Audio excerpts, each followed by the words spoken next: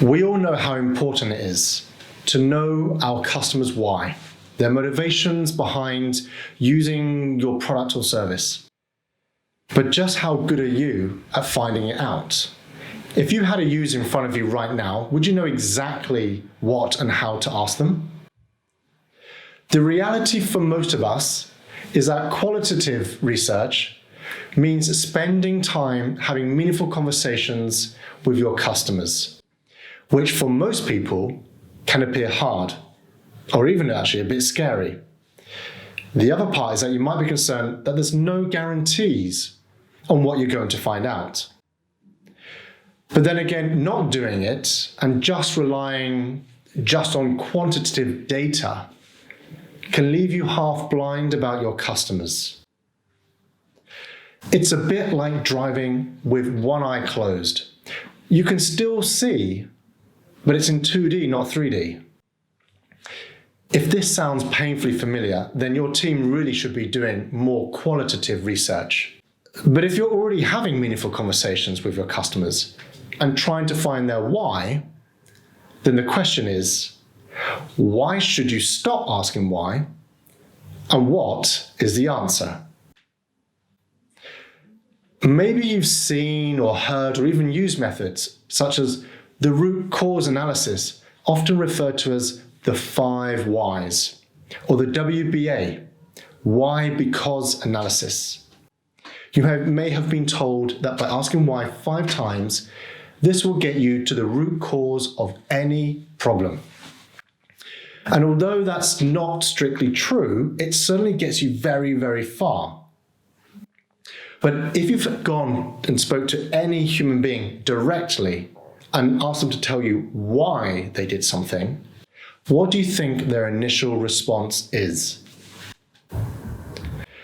Years of experience and basically doing it wrong, I've learned the hard way that finding the why is crucial, but the way I was asking wasn't actually giving me the right answers.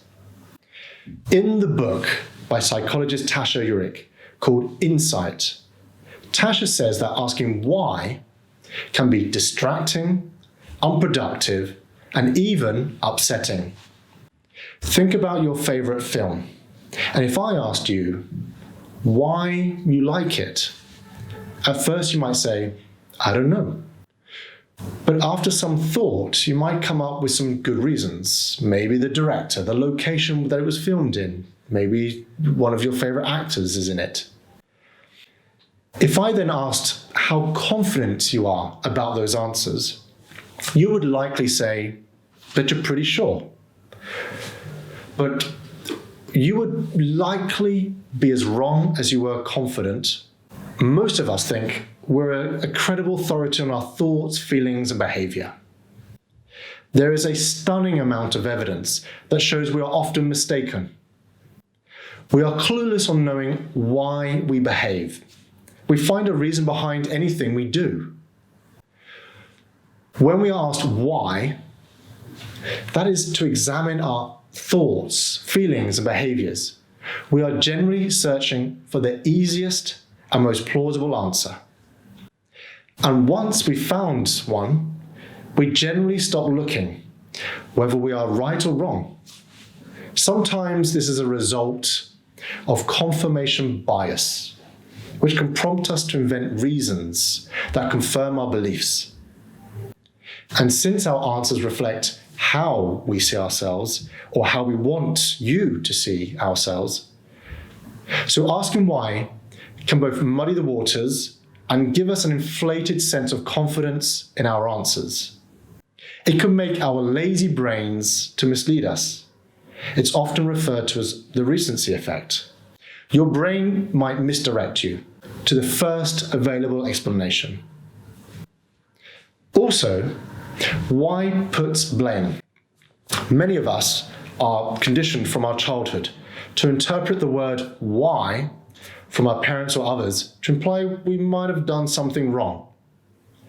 So it creates this sense of being defensive. And actually the list of reasons goes on and on. But to summarize, knowing why is essential, but asking why is harmful. So what is the answer?